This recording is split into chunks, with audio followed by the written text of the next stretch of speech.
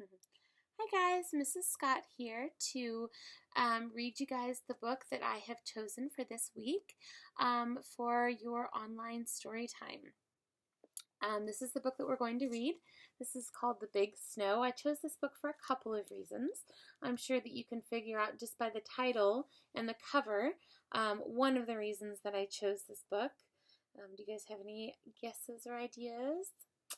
Well, if you said it was because we are getting our biggest snow in our state over these last few days and last week or so, you are correct. I don't know if you've had a chance to watch the weather with your parents, but Oklahoma is actually getting the biggest snow and the coldest snow that we have had in over 100 years. I think they said 1899 was the last time that Oklahoma had had weather like ours, with the cold weather temperatures and the snow totals amounts. And it's actually snowing again, so this is about 4:30 in the afternoon on Tuesday afternoon. So I don't know if you guys are getting snow at your house again, but I am getting more snow here.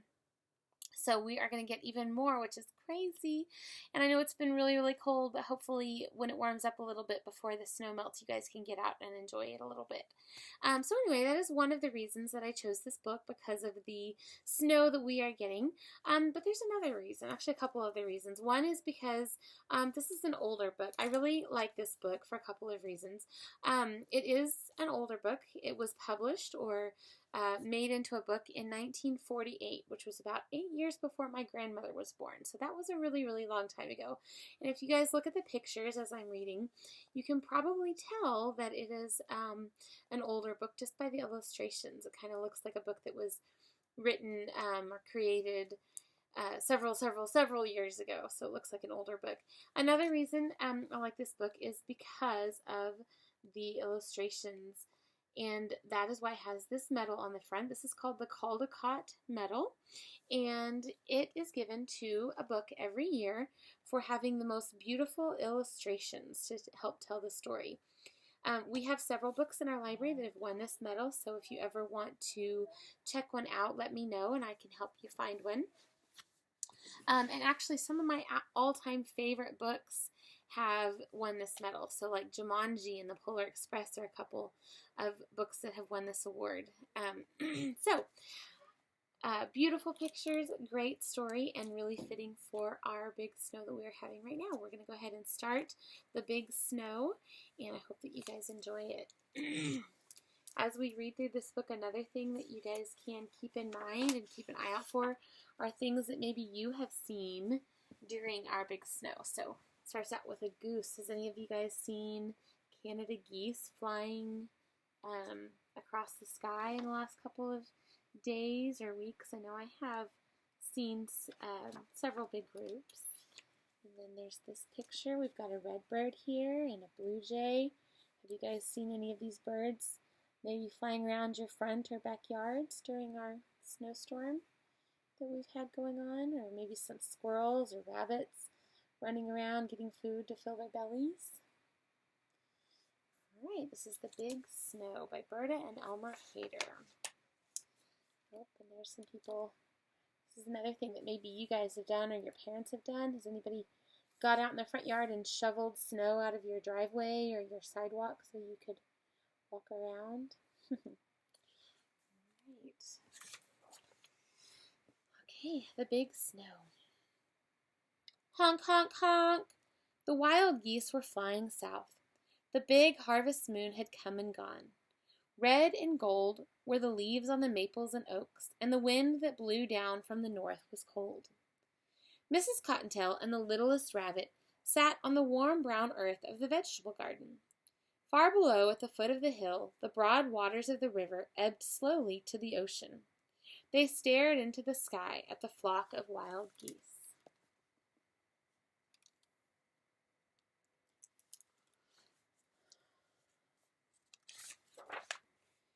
"You know what that means," said Mrs. Cottontail. The littlest rabbit shook his head. He couldn't speak because his mouth was full of carrot tops.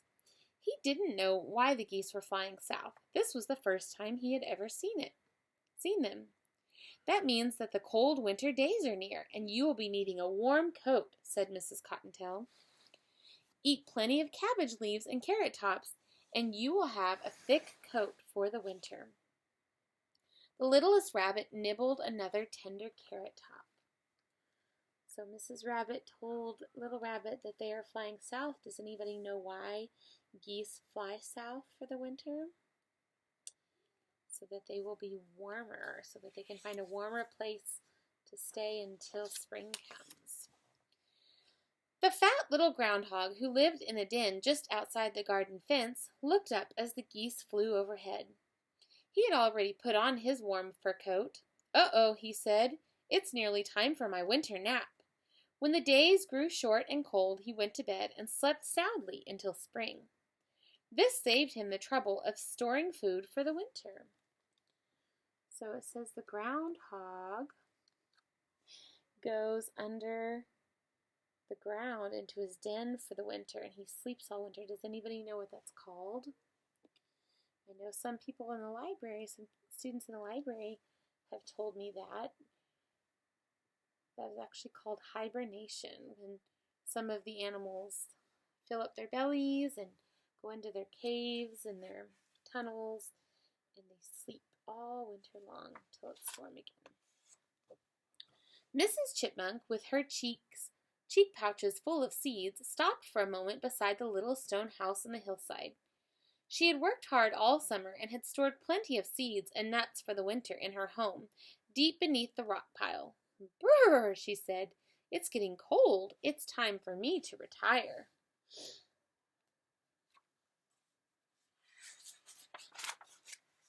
A blue jay perched on the topmost bough of the sycamore, looked at the geese flying in the sky high above the river.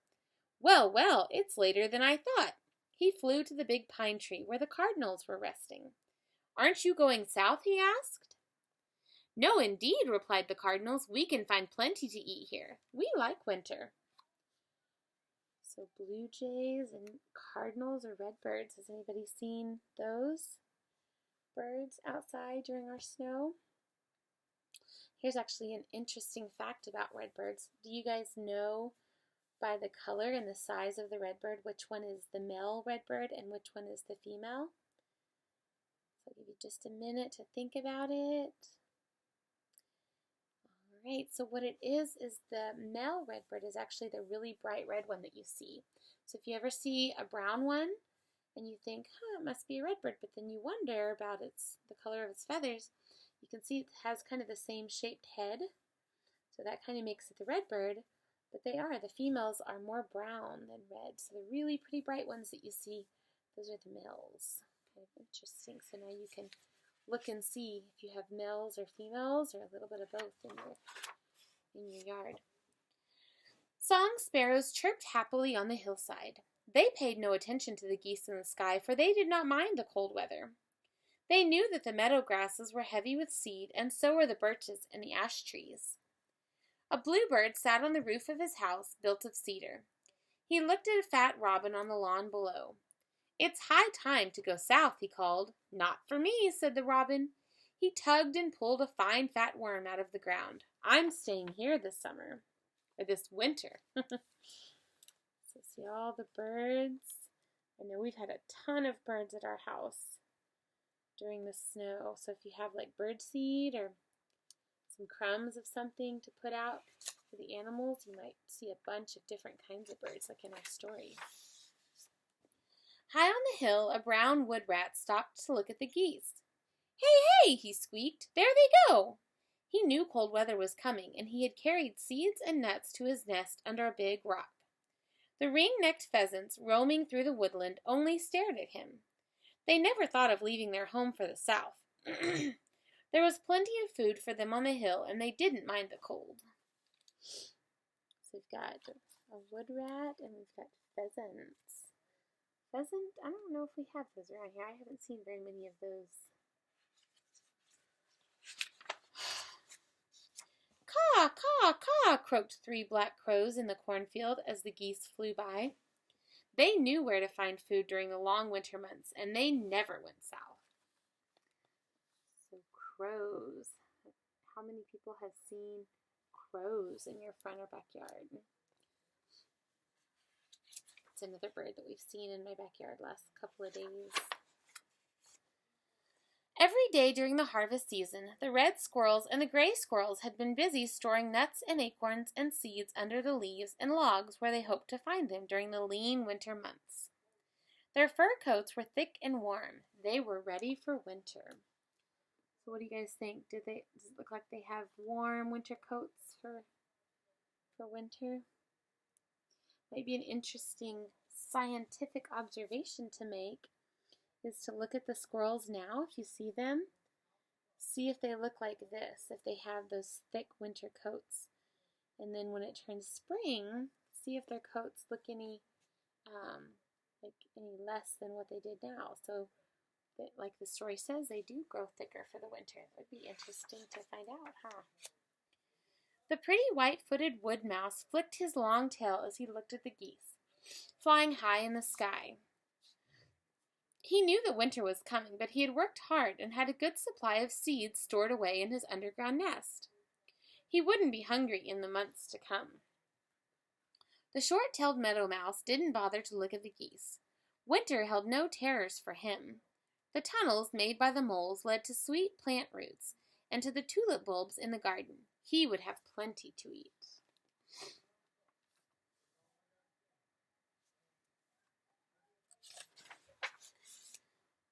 Shy white-tailed deer browsed in the woods that covered the ridge at the top of the hill. Their coats were already thick and warm. Some of the deer saw the flying geese, but they never thought of leaving their woodland home, where there was food for all, growing plentifully.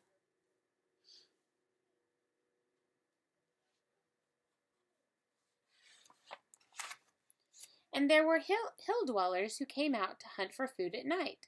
The skunk family who lived under the woodpile didn't care which way the geese were flying. They were happy and content on the hillside. There was plenty of food to be found if one only followed one's nose, and they could sleep through the coldest winter months in their bed of leaves and soft grasses. The raccoons followed their path through the woods. They too knew that winter was coming. When the deep snow covered the land, they would climb into their soft bed in the hollow trunk of the old willow to sleep until the cold days passed. The days grew shorter and shorter. Then the first snow blew down from the north. When the round winter moon bathed the hillside in silvery light, the mice and the rabbits came out to dance and frolic. The skunks, the raccoons, and the deer left well-marked trails in the early winter snow. Then the night after Christmas, there was a rainbow around the moon. The wise owls knew what that meant. A rainbow around the moon meant more snow, much more.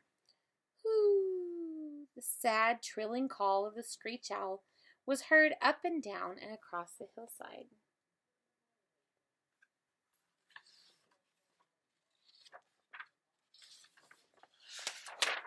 The owls were right. Soft gray clouds quickly filled the sky and blotted out the moon. A beautiful snowflake fell through the air. Then 2 flakes floated softly to earth, followed by 3, then 4. The snowflakes fell faster and faster and faster. Millions of snowflakes fell from the sky. It snowed all that night and all the next day. Thick snow covered the branches of all the trees. So if you look really closely at the snowflakes, you can see that they have all different designs, and it's kind of hard to see. And I don't know if you guys noticed or had a chance to look, but on Friday, when it started to snow, if you went outside and you held out your arm and you could catch some on your sleeve, they actually looked exactly like this. They were teeny tiny, probably about maybe that big. But if you looked really closely, it was really, really cool because you could see all the different designs, all the different points and star shapes. It was really, really beautiful. A blanket of snow covered the meadows, the hills, the valleys. The snow was heavy on the roofs of the houses and barns. Is this what your house looks like right now? And all the trees? Do you guys have white snow covering all the branches of the trees around your house? And actually, right now, if you look outside, It might be snowing at your house like it is at mine, so you might have big flakes coming down like in our story. The snow stopped falling on the evening of the second day. Once again the big silvery moon rose high in the sky. The owls winged noiselessly from the sycamore to the pine woods. Nothing else stirred in the silent, snow-covered land. Then the skunk family dug their way up from their den, buried so deep under the snow. They sniffed and sniffed, but all their sharp noses smelled was snow. So they crawled back to sleep again in their soft den. So the skunks are like, nope, not gonna come out in it. I'm gonna go back to bed. The raccoons scraped the snow away from the entrance to their home in the willow. They stared in wonder at the snow. You guys think they're gonna come out? Then they hurried back to sleep until spring in their soft, warm bed. Nope, they didn't get up either. You guys do that when it's cold outside and your mom tells you to wake up and get ready for school. You just want to run back in and snuggle in like the raccoons and the skunks. At dawn, the jays shook their feathers and left the shelter of the big spruce. The sparrows, the chickadees, the cardinals, and a lonely robin scrambled out from their shelters and flew from tree to tree, trying to find a place to perch on the heavy snow-laden branches. They looked in vain for the seed grass. In the meadow, ice and snow covered everything, even the seeds of the birches and the ash trees. The jays and the crows took wing to hunt for food. The jays flew north in great circles, and the crows flapped slowly south.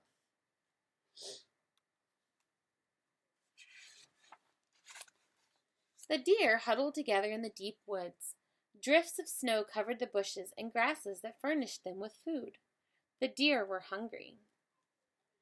Mrs. Cottontail and the little rabbits were hungry too. They came out from their nests underground to hunt for food. So if you guys notice, the longer the snow is on the ground and the deeper into winter we get, the animals start having trouble finding food, right? Which is why I said if you put out crumbs of like bread and anything that you have or seeds, you'll see a bunch of animals and a bunch of birds because they love being able to find food when it's so cold and frozen like this. It's harder for them to find food to eat. Snow, snow, nothing but snow, and the birds and the animals of the hill were very hungry. Then the sun rose above the hills, clear and bright. The sharp eyes of the jays saw a little old man in a bright red cap come out of the stone house. He slowly shoveled a path through the deep snow.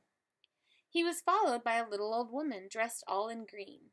She scattered seeds and nuts and breadcrumbs to right and to left.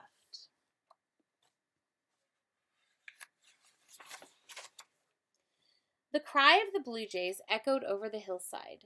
Food, food, food, they cried again and again. All the birds on the hill heard the happy call. Caw, caw, caw, croaked the crows when they saw the little old woman put pans of food back of the house, and the little old man drag hay from the shed and scatter corn on the snow. Food, food, food, they called, and their cries were heard by the deer in the woodland away at the top of the hill. The squirrels heard them too and raced through the treetops. The snow had covered their hidden stores of nuts and acorns, and they were hungry. The skunk family and the raccoons, deep in their long winter sleep, did not hear the crow's call. In her warm burrow under the rock pile, the chipmunk opened a sleepy eye. She ate a few peanuts, then she closed her eyes again to dream of the spring days to come.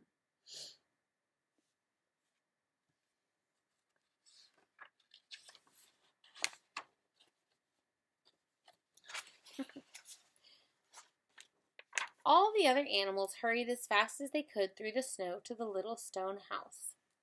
The cardinals, the sparrows, the chickadees, and the lonely robin flew to the banquet, chirping and singing.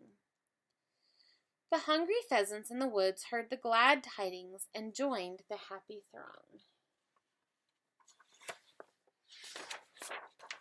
The groundhog didn't wake up until the second day in February. Does anybody know what day that is? We just had it.